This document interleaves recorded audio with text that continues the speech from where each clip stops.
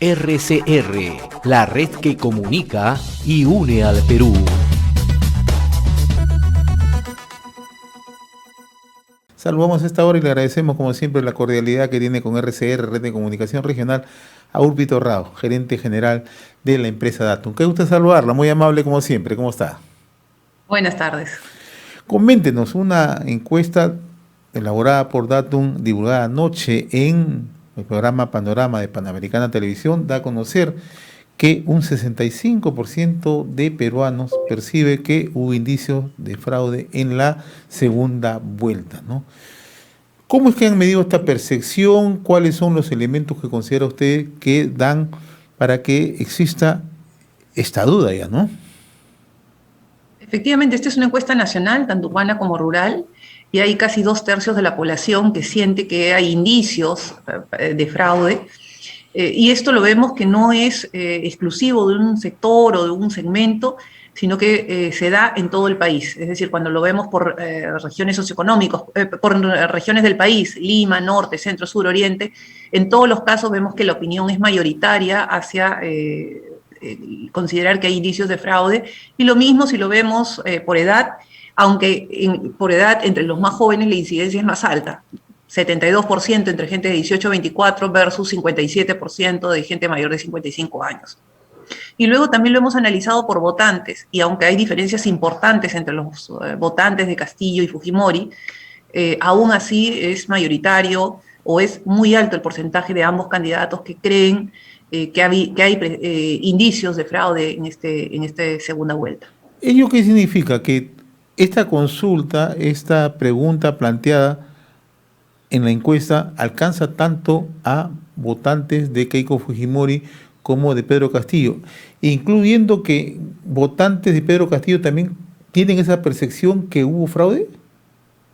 Así es, hemos preguntado por quién votaron en la segunda vuelta para poder hacer este cruce, y entre quienes votaron por Pedro Castillo en la segunda vuelta, 50% de sus votantes cree que sí hay indicios de fraude, y en el caso de Keiko Fujimori, el 85% de sus votantes cree que hay indicios de fraude. Ese es un dato relevante. Ustedes llevan varias décadas, ¿no?, haciendo estudios de mercado, de opinión en el país, 40 ¿no? años. Claro, con su papá, con Manuel Torrado, ¿no?, a la cabeza, ¿no? ¿Es la primera vez que ustedes recogen esta percepción en los procesos electorales que han tenido lugar en el país en los últimos años? No es la primera vez, en el año 2000 hubo también Claro. esta misma percepción, y luego, aunque siempre ha habido suspicacia, la verdad que han sido grupos más pequeños, mucho más pequeños, ¿no? Digamos, aparte del año 2000, no ha habido otros procesos donde se registre este nivel tan alto de desconfianza hacia el proceso electoral y hacia las autoridades. Ahora, usted ha señalado que se han segmentado, ¿no?, las respuestas. ¿Dónde se ubica la mayor percepción de anomalías, ¿no? ¿En el centro del país, en En el el, sur, en el norte?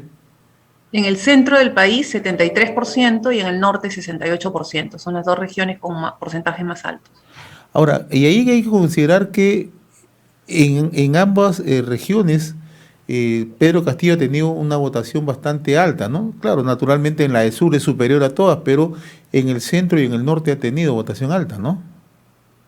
Sí, sí. Lo que pasa es que, como te decía, ¿no? Esto es independiente de la votación de cada Claro. candidato.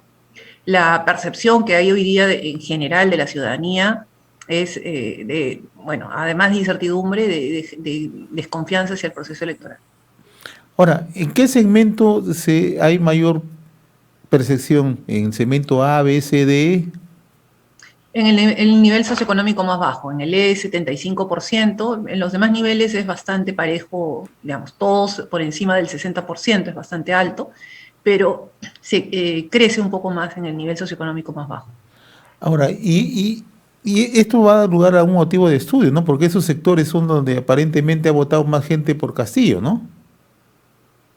Sí, es gente, digamos, el nivel socioeconómico E es el nivel socioeconómico que, digamos, donde ganaba Castillo. En los demás niveles socioeconómicos ganaba Keiko Fujimori, en el D estaba muy reñido, estaba empatado.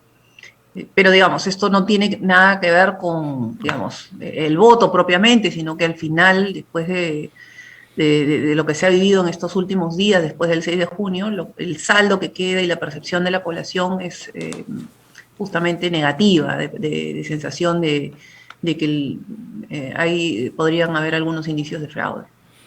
Ahora, también ustedes han planteado una pregunta relacionada a cómo ven la actuación tanto del Jurado Nacional de Elecciones como de la OMPE, ¿no? Y en el caso del Jurado Nacional de Elecciones, el 51% considera que la actuación de este organismo tienen algunas dudas, imparcial, ¿no? También, ¿no? Tienen dudas sobre eso, ¿no? Que no es imparcial propiamente, ¿no? Sí, hay algunas diferencias en porcentajes, pero el resultado de fondo es lo mismo para las dos entidades que están encargadas del proceso electoral, tanto para la OMPE como para el Jurado Nacional de Elecciones. El porcentaje de gente que cree que no están actuando de manera imparcial, en el caso de la OMPE es 49%, en el caso del jurado es 51%. En otras palabras, vemos, digamos, esta división, ¿no? Dos mitades entre quienes confían en las instituciones encargadas del proceso y otra mitad que no confía. Y esto sumado a esta sensación de indicios de fraude, obviamente genera digamos, cierto nivel de desconfianza y de preocupación de cara incluso al resultado final o a lo que vaya a pasar en el futuro. Ustedes han hecho todo un seguimiento, un trabajo sostenido, ¿no? En ambas procesos, primera vuelta y segunda vuelta. ¿Ustedes esperaban esta percepción de la opinión pública a raíz de lo que está ocurriendo? No, o sea, lo que veíamos era que el proceso electoral era muy polarizado. Sí veíamos que esto se iba a definir voto a voto, eso lo anticipamos y lo dije en muchas entrevistas. La tendencia, digamos, si bien Keiko Fujimori comienza la segunda vuelta con una brecha muy amplia en relación a Pedro Castillo, ella fue cerrando y continuó creciendo todo el tiempo. Entonces sí, la tendencia era que esa brecha se cerrase y que el final fuera muy peleado, pero obviamente no anticipábamos que íbamos a tener todos estos días de incertidumbre y que esto se iba a traducir en esta desconfianza por parte de la población. Que además ya marca una polarización del país, ¿no? Sí, ahora, todos los procesos electorales de segunda vuelta son polarizantes, siempre se dividen en dos. Lo que hay que ver, independientemente del resultado final, es quien gobierne va a gobernar para todos los peruanos. Entonces, un poco el objetivo de este estudio es justamente entender cuáles son las preocupaciones de los peruanos y hacia dónde debería estar las acciones que debe tomar el próximo gobierno, y ahí el mensaje es súper claro. La principal preocupación del país está centrada en el tema salud y en el tema economía. Entonces, la agenda tiene que centrarse en eso. El problema que ha tenido el Perú en los últimos años es que la expectativa de la población iba por un lado y la agenda política iba por otro. Entonces este divorcio que había entre ambos generó este clima de desconfianza, de incertidumbre, y que hoy día tenemos, digamos, al iniciarse un nuevo gobierno, tiene que pensar justamente en esas lecciones que tendríamos que haber aprendido en estos últimos meses, pensando de cara a qué es lo que la población quiere y necesita. Otra pregunta que ustedes han planteado es lo que se debe hacer frente a la situación electoral, ¿no? Esto es interesante, cómo se mide la percepción de la opinión pública, ¿no? 47% es que se debe anunciar un ganador y tomar el aprendizaje para próximas elecciones, pero un 51% sumado a en donde se agrupa un 19% asegura que el jurado debe revisar todas las actas, ¿no? Un 16% solicitar la revisión y recuento de todas las actas de votación, y un 16% solicitar la realización de nuevas elecciones, ¿no? ¿Cómo entender estas respuestas de la población? Hay dos grupos. Un 47% que quiere que se defina un ganador ya, porque no quiere más incertidumbre, más zozobra, no quiere que se sigan postergando, y además porque hay la preocupación justamente de resolver los problemas del país. Y hay otra mitad que no quiere que se declare todavía el ganador, sino que se continúe en el proceso, y dentro de ese 51% hay a su vez diferentes opiniones, diferentes posturas, ¿no? Algunos creen que todavía se debe revisar las actas y las impugnaciones, otros creen que tiene que hacerse un recuento de todo, y otros creen que se tiene que solicitar o realizar un nuevo proceso electoral. Pero digamos, de fondo es eso, es que la gente no estaría satisfecha con la situación actual y quieren transparencia, quieren llegar hasta el fondo, quieren que se investigue. Ahora, ¿qué hay respecto a los planes de gobierno de un eventual gobierno de Pedro Castillo Terrones, ¿no? Ustedes también han planteado, ¿no? Y ahí también hay respuestas recogidas, ¿no? Una de ellas es que el 69% se opone a que se pretendan prohibir las importaciones, ¿no? Y esto de una u otra manera va con la propuesta original planteada por el propio Pedro Castillo, pero ahora morigerada por Pedro Franque, ¿no? Claro, lo que estamos viendo es que la población quiere un cambio, pero no es un cambio radical. Digamos, no cerrar la economía, no cerrar los tratados de libre comercio con otros países, pero sí la población exige un cambio. Ahora, también otra pregunta que han planteado es que el tema de la vigencia de los tratados de libre comercio, ¿no?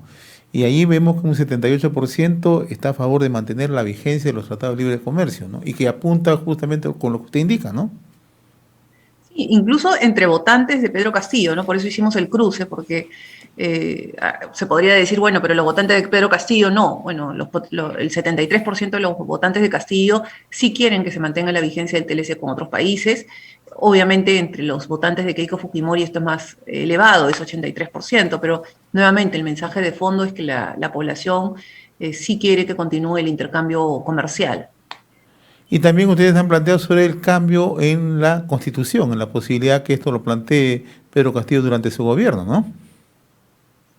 Así es, o sea, independientemente y ante cualquier escenario, gobierne quien gobierna el Perú, sí hay un tema que preocupa a la ciudadanía y es que se tienen que hacer cambios y se traduce en que 63% cree que tienen que hacerse algunos cambios a la Constitución, solamente el 20% está hablando de un cambio completo, un cambio total a la Constitución. Y esa es una lectura que tienen que recoger justamente quien salga electo presidente de la República, ¿no? Para el próximo periodo 2021-2026. Yo le agradezco infinitamente esta comunicación con RCR Comunicación Regional, señora Urpi Torrada. Como siempre, muy amable, muy gentil. RCR, la red que comunica y une al Perú.